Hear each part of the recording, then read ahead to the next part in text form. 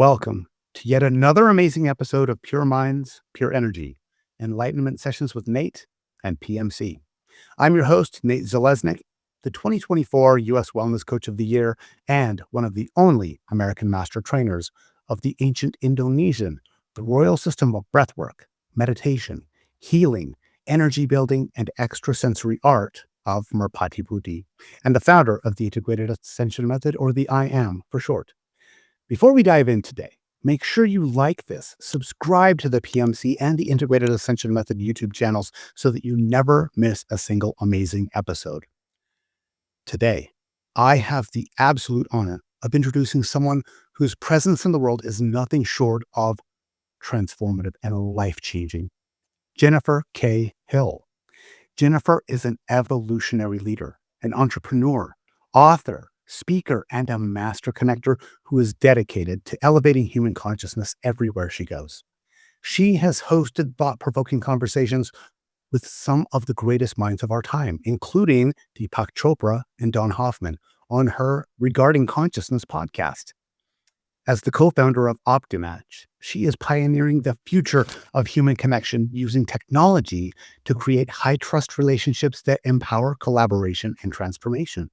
But Jennifer's impact extends far beyond business. She has built schools in developing countries, received a Lifetime Achievement Award from the Visioneers, and continues to dedicate her life to service, connection, and the expansion of human potential. She is someone who truly embodies the idea of giving first and always looking for ways to help other people rise. In today's conversation, we're going to explore the power of mindfulness, the science of human connection, and the role that meditation plays in shaping our future. So prepare to be inspired, because when Jennifer Hill speaks, lives are changed. So let's dive in. Jen, so great to have you here. Thank you for being here today. Oh, thank you, Nate. What a warm, beautiful welcome, and I'm so happy to be here with you and your audience. And I love the PMC group. I was honored to get to speak there with Pari a couple of years ago, and it's just an incredible group, and the work they do is incredible, like the work you do. Amazing. You've had the privilege of speaking with some of the most brilliant minds in the world. So what have you learned about the role of mindfulness when it comes to leadership and success? So, great question, Nate. When it comes to mindfulness, it's not some cliche, trite thing. I think that in today's modern day society, you hear of all these people waking up and yoga and meditation and mindfulness. Yet they're almost thrown around rather, as these cliche terms that have very little or no meaning to the people using them. If we really deep dive into mindfulness and how it correlates and entwines with great leaders, it's about being thoughtful of every word I speak as I speak it. You and I were talking right before we just came on the show as I was doing some vocal exercises. A dear friend of mine and business partner, Arthur Samuel Joseph, who trained Tony Robbins how to speak, he has a tenet in his vocal mastery that he teaches thought leaders called deeper listening. So imagine if I were to apply deeper listening with what he also calls conscious awareness and combine those two. So as a leader, it's not just this trite idea of mindfulness. I'm actually seeing every word as I'm saying it. I'm asking myself, as I just said that word, was that what I intended? Did that land in the way I intended? Is there a way that I could have been more impactful or said it in a way that would have landed better so that people would get the most value out of it? And for me, that's going a step beyond mindfulness. Mindfulness is step one in bringing your awareness to your breath, to your actions, to your interactions, and the cost and impact of those in your life. As another teacher and friend says, are you a builder or destroyer? To your actions and your words, do they build or do they destroy? And the more we can begin to cultivate that presence, cultivate what Arthur calls conscious awareness, be in our deeper listening, not only of the words we say, but of the words that others use. It is from this place, from this holistic place, that we begin to see leadership emerge. And that's what I've noticed of some of the best leaders I've ever come across, in whether I've interviewed them or had the pleasure of speaking on stages with them. For me, great leaders are consciously aware in their deeper listening and there to be of service. And I think if we're not aware of our words, our thoughts, and our actions, we can be doing a disservice to those we lead.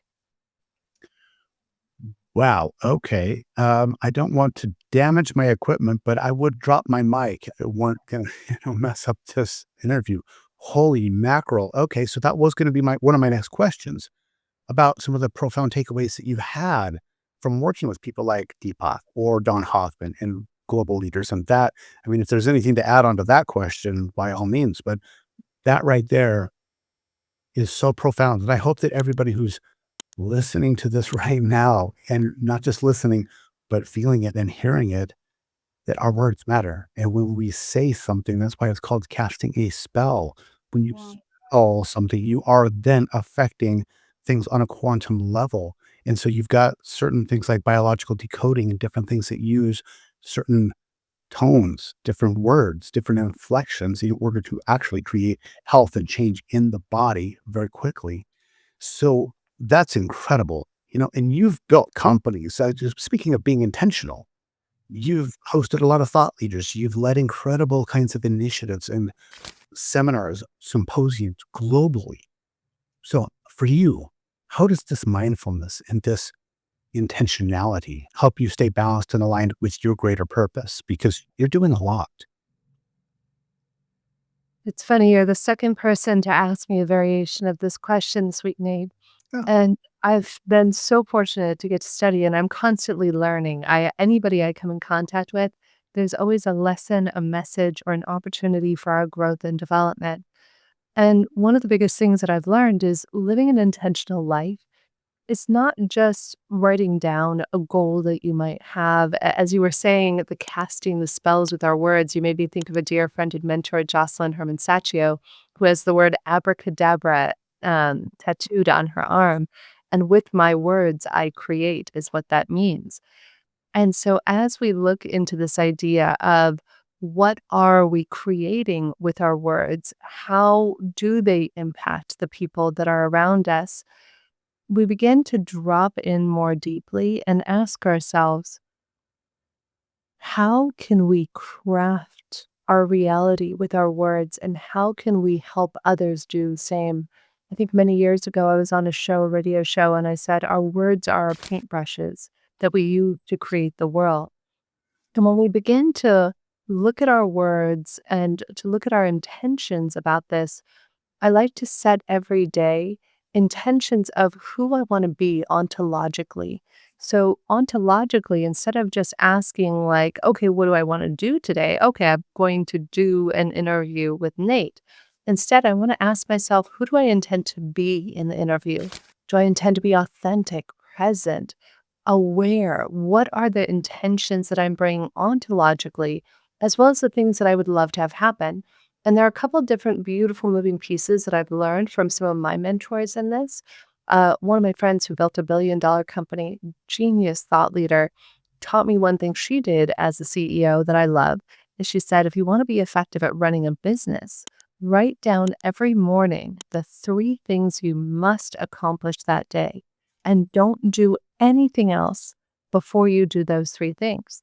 Now, I want to pull those apart because I just started with the ontology of who we want to be. And then I wove in the intentional action. There was a formula I wrote about, I think, in the first book I wrote years ago on job hunting, that was your intention multiplied by your action equals your success or failure in life. So I could sit here all day long on a couch, Nate, and I could intend. I'm intending $1 billion to pop into my bank account. But if I never take action, it's not going to happen. Or I could take action all day long. I could go out and I could slave and I could work and I could work. But if there's no intention on the backside of that action, you also don't get the results. So it's this beautiful infinity loop of intention multiplied by action that allows us to be materially, spiritually, mentally, and emotionally successful as human beings. I love that so much. And what you just said, something really stuck out to me that is a variation of something that I've been saying for years, that words are the paintbrushes that we use to paint through time. And for Mhm. years, I've been saying that music is like painting through time. Instead of painting on a canvas, you're actually painting through the fabric of time. But I love that very much. And, there are a lot of people, you're familiar with PMC and the Pyramid Spiritual Society movement. And, as far as meditation is concerned, that's very important. I've had numerous guests on that. They're leaders in the fields of genomics and sound technology and mindfulness and tantra. And they're all agreeing with me. Well, not really. They're just telling me, and I'm agreeing with them, that meditation is one of the, if not the most important thing that we can do in order to be very focused and intentional in what we're doing and get in touch with our deeper nature. So, what would you say to people who feel like they're too busy to meditate, like a simple shift? And I mention that because you talk about your billionaire friend and other very, very successful people having these three things that they do, and they focus on those like a laser to make sure that those three get done. Of course, do your own, hygienic things and make sure you're taking care of your body, but to be very focused and just take zone action like that. But a lot of people, I don't have enough time. I'm too busy with other things. And so in your wisdom, what do you say to those people? What simple shifts can they make to really integrate meditation and mindfulness to their daily routine? So I'm actually going to throw out another Arthur technique that I learned when I started working with him about 12 or 13 years ago. Okay. He has a technique called the 168-hour exercise that I encourage all of the coaching clients I work with to do. And that is to audit where we invest our time, Nate. So many of us are unconscious. We can probably tell you the amount of money in our bank account, but we can't account for how many hours we spent scrolling or with friends or in Zoom meetings. And so, one thing I encourage people to do is to do this accounting at least once a year. Take an average week, 168 hours is how many hours we have in a week. And you actually account for where you invest your time. You look at what are you spending? Are you watching TV? Are you driving the kids to school? What are you doing? And then you look at it, and at the end of it, you might realize, oh, wow, a few extra hours that I don't account for, or, oh, wow, my weeks are filled to the brim. I have no spare time. And then if that's the case, then what I have clients do is I actually have them color code their spreadsheet to look into green, meaning the things they love doing, the things that bring you greatest joy and fulfillment. Red things that if you'd prefer, if you had it all your way, maybe those are things you outsource down the road to somebody else, or you partner with other people who get greater joy out of that. Yellow might be the things that you need to do, but maybe you can't outsource right now, like taking the kids to school or whatever. I'm not sure what it might be for you. And then you begin to look at where does your time add up? And when I first did this exercise about 12 years ago, I remember I was like, what a gift. I have 8 extra hours in a week.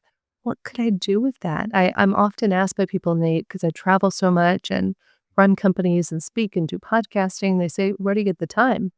I'm like, where do you not get the time? You just look at it, and I'm very intentional with I would say I'm even more intentional with every second I spend of my day than I am with every penny I spend. I probably learned something from that. I'm more intentional about spending of time than I am of spending of money. And by the time I go to bed, Nate, from the time I wake up to the moment I go to bed, I have squeezed the juice out of life. So if I were to pass away, God forbid, for some reason right now, Nate, there would not be a single regret I had. And I love you, I haven't said, a friend who didn't know that they were meaningful to me, nothing incomplete. And that's a life that I think is worth living. And that's a life by design where we get to actively participate in drafting and architecting the life of our dreams. So, a brief pause right here for everybody who's watching this right now. Please go down. You see that share button? Please share this to everybody that you care about. Every single person in all your social networks, every email that you have across YouTube, share this. Everyone needs to hear what Jennifer just said. And I can tell that the people that are listening here, you're not here on accident.